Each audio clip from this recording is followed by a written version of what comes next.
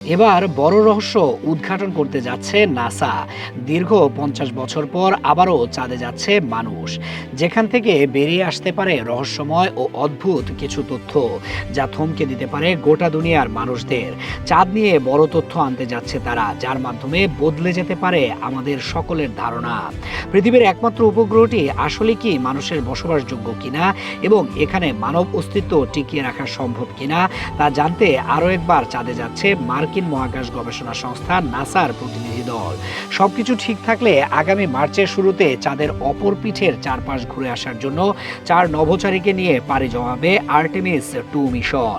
সফল হলে 10 দিনের এ মিশন হবে মহাকাশে মানবজাতির সবচেয়ে দূরপাল্লার ভ্রমণ। নাসা জানিয়েছে আগামী 6 মার্চ রকেট উৎক্ষেপণের মধ্য দিয়ে শুরু হবে আর্টেমিস 2 মিশন। তবে নাসা কর্মকর্তারা সতর্ক করে বলেছেন, বাকি প্রস্তুতির অগ্রগতির উপর ভিত্তি করে এই তারিখ পরিবর্তিত হতে পারে।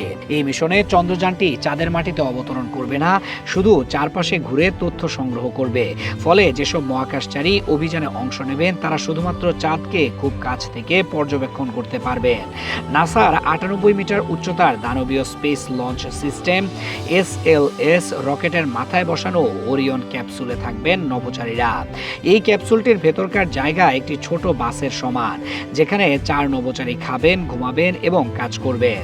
আর্টেমিস 2 মিশনের জন্য নির্বাচিত 4 নভোচারী হলেন আমেরিকান 3 নাগরিক Reid Wiseman, Victor Glover, Christina Koch এবং কানাডীয় জেরেমি হ্যানসেন।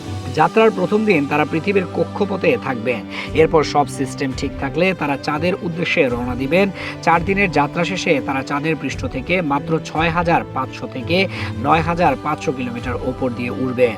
সেখানে কয়েক ঘন্টা ধরে তারা চাঁদকে পর্যবেক্ষণ ও ছবি তুলবেন। এরপর আরও 4 দিনের ফিরতি যাত্রা শেষে প্রশান্ত মহাসাগরে অবতরণের মাধ্যমে শেষ হবে এই মিশন। ঐতিহাসিক এই অভিযানের চূড়ান্ত প্রস্তুতির অংশ হিসেবে নাসা সফলভাবে ওয়েট ড্রেস রিহার্সাল বা জ্বালানি ভরে পূর্ণ উৎক্ষেপণের মহড়া সম্পন্ন করেছে।